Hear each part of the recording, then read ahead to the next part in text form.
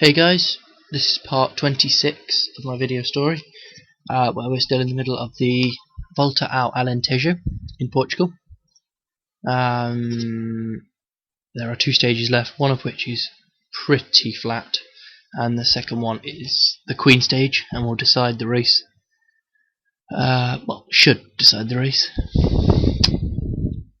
So the next stage, stage 4, is flat, but there's this hill that summits 14k from the end, so definitely could be a decent. There's a descent, quite a steep descent after it as well, so there could be a chance for an attack, and we'll definitely try it with maybe Bennett again. I mean, he's a decent descender, so we'll see. And if not, then it'll just be a normal sprint. Our best place to go at the moment is Silva and St Ledger. Actually, they're both 12 seconds down. Kelly is 15 seconds down, so we'll see. So the peloton is coming up on well, 5 kilometers to go.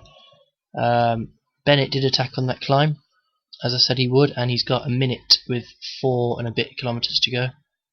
But I think these guys are going to reel him back in, but you never know. Silva needs to stay up at the front here.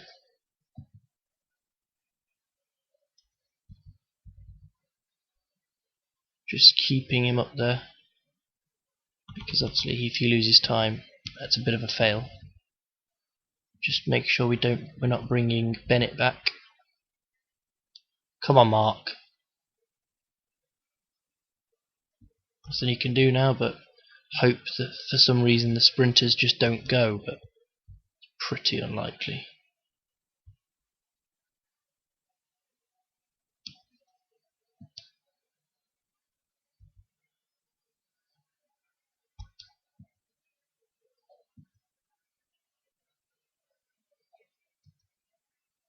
Go! Go! Go! Oh, Bennett. That's just not fair. How many times is this going to happen this season? Hope we get a guy caught right at the very end. Right, this time I'm going to pay attention. Kelly's going to sprint now, as is Da Silva. Fisher might as well sprint, but he's not a sprinter. Bennett has been caught, so he might as well just relax. He's got the climber's jersey pretty much wrapped up. Steven has got a massive gap here. He's gone from very far out. Here comes Kelly, but I don't think he's going to catch him. Steven gets the win. He's in great form at the moment, isn't he? 100 metres earlier, Kelly would have won that, I think, if I'd have clicked sprint 100 metres earlier. 68k an hour. Kelly second, Haydo third, Zoltan fourth, Rodriguez fifth, Da Silva got 7th. So, such a shame for Bennett, but that's what happens. So Kelly gains a few more bonus seconds, which moves him up to 4th. I think he was already 4th actually, wasn't he? I can't remember. Nobody really lost time. So Haydo leads, Steven, Pinto 8 seconds down, then Kelly. Da Silva still in a good place. I mean, he's the best puncher here, but Pinto is pretty good, and Steven's in amazing form, so who knows, he could get up these hills that quickly. De Vries, a couple of bonus seconds today because he was riding on the front and he went through the sprint point. Yeah, that's oh yeah, the climber's jersey. Bennett is 6 points clear, so it's not quite wrapped up, but we'll have to see what to do. No idea. So next up is the final stage, and it's the key stage. 186 kilometers, and this very tough circuit at the end with an uphill finish. I would imagine it'll all kick off with about 3 climbs to go, maybe, but you're gonna have to try and put someone into the break. Possibly. Well, the problem is no one's lost enough time. apart from Mujagic, but he's our domestique, so I would put Bennett in the break, but he's only 24 seconds down, so yeah, I'm certainly going to let him go. So we might have to just sit and wait. And control things later on. Obviously Da Silva is the man today. He's going to have to be strong, although apparently his pressures has gone down, which I don't really understand. So he got poor recovery. Guessing he must have, because he's not been doing anything. He's been sitting in the peloton every day. 60 recovery, yeah. Oh well. So you come back in the race, and hopefully we can get the win here. So we have 4 kilometers to go, and we've really controlled the final part of this race because there's been attacks from everyone, including Haydo, who's apparently now a climber. Got Zoltan keeping the pace as high as we can, really, although obviously Haydo is still easily able to climb at this pace. Fisher never got to the front, which is a bit annoying. Trying to get there now. It's like Kelly's done. Can he follow yet? No, not till 3. Follow him now. Go, Jakab.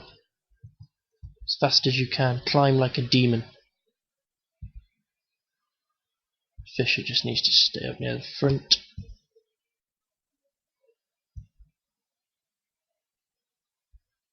This is great stuff. Fisher's just kind of like...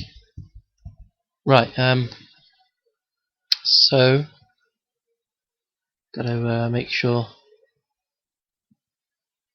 Zoltan's done. How the hell? I'm sorry, what is Haydo? 65 hill? Is this some sort of joke? I'm assuming it is. I'll just go now. Right. Fisher's the only one with anything left. So it looks like Acevedo is going to get... No, who's this? Duran. What the hell? Right. I'm slightly confused, I have to say. But there you go. Da Silva might just get second. No, third. But all this means Haydo will win the GC because he's now a climber. So, yeah. Fisher wasn't quite up there. But, oh well. So, Duran, Acevedo, Da Silva was the top 3. Zoltan still finished ahead of Fisher somehow. But Fisher's not the quickest sprinter. But a good ride. There were 40 riders in that front group. All of whom are decent climbers. And then there's Haydo. I give up. A couple of guys crashed, but no big names. So Haydo won the overall by 8 seconds from Pinto and Stuyven. Da Silva 4th, Kelly 5th, St Ledger 8th. Those bonus seconds from St Ledger were pretty useful. Zoltan 14th, Fisher 17th, in the middle of some Danes. Bennett 19th, De Vries 50th, and Mujagic was way down. 95th. We didn't win anything, guys. Climbers Jersey, Klostergaard beat Bennett. They finished on the same amount of points, but as you might have noticed, Klostergaard finished 1 place ahead of Bennett, so he takes it. Harsh. Points Jersey obviously goes to Haydo as well. Da Silva and Kelly 4th and 5th, and young rider was Stuyven. We had 5 in the top 7. So our least successful race so far. But we were up there on every day, just not quite able to win it. So yes, 5-day break now before the Route Adélie de Vitré. So before we go to our next race, tell you what happened in that very busy week that we've just had. The Tour de Normandy was won by Roman Hardy, thanks to a breakaway on the final stage. He beat Brambilla and Iver. Catalunya was won by Chris Froome. Contador not too far behind though. Then a big gap back to Nibali, Valverde, Moreno, Quintana. 1 second between 6th and 8th. A pretty decent field there. Settimana Coppi e Bartali was won by Chiarini with an Androni 1-2-3. De Vars Door Flanderen was won by Niels Wittink. Good old World Tour bug there. Criterium International was won by Thomas Voeckler, just ahead of Coppel. E3 was won by Cancellara, ahead of Sagan and Langeveld. Gent-Wevelgem was won by Sagan, ahead of Bonen and Cancellara. First race Cancellara has not won this year. And the Driedags de Pan was won by Jan Gislinck. So that's almost March out of the way. Obviously we've still got the Tour of Flanders. But for us next is the Route Adélie de Vitré in France, which it looks flat to me, but there's also a bit of undulation. I don't know how steep these climbs are, but it's certainly not as hard as that last one-day race we did that Natanga won. But as you can see, it's not flat. So I don't know how hard it's going to be. Team is Gombok, Varga, Natanga, Kumano, Schroeder, Douglas, Jerikas and Bennett. Nobody's really in peak shape, but if it's flat, then who knows, we've got quite a few sprinters. It really depends how the race goes.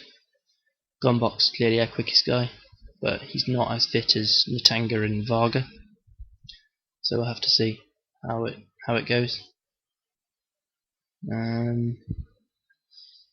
Put maybe Schroeder in the breakaway. I think he deserves a day out. So come back in the race. So we're just about halfway through the race. It's blowing a gale and it's pouring it down.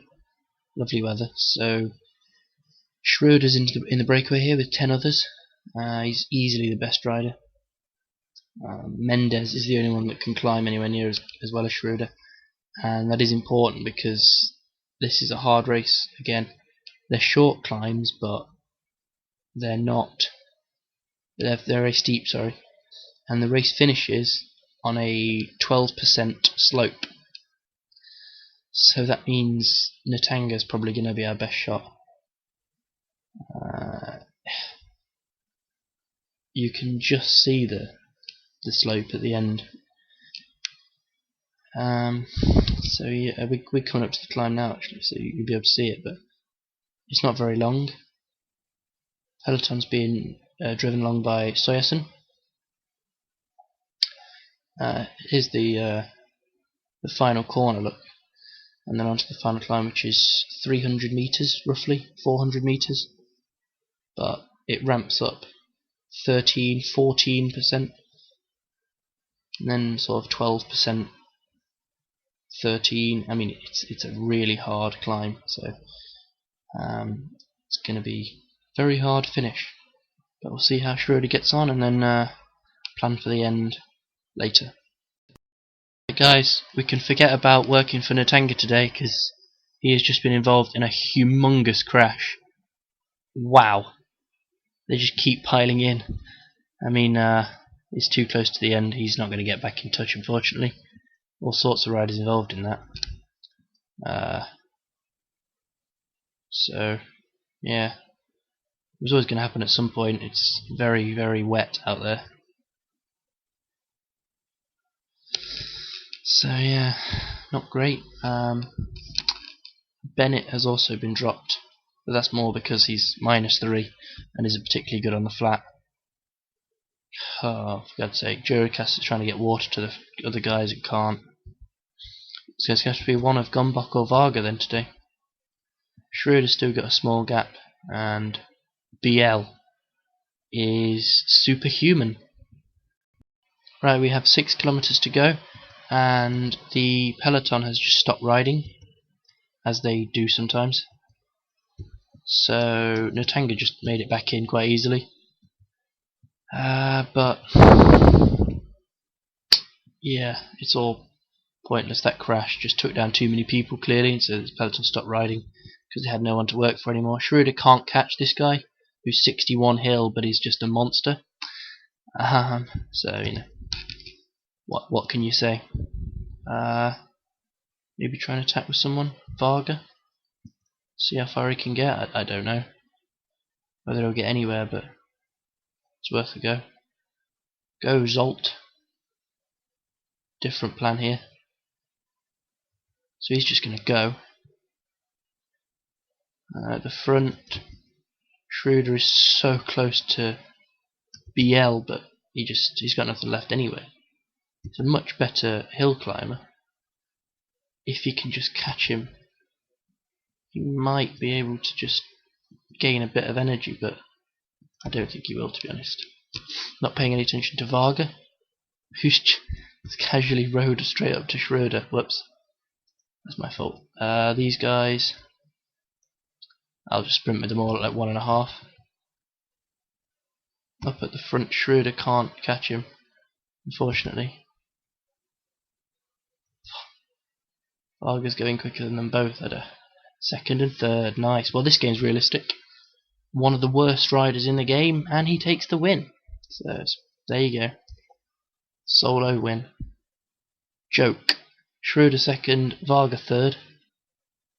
Steals and Genet from the breakaway, and then Galland wins the bunch sprint. Tengo was on the deck and still came 8th.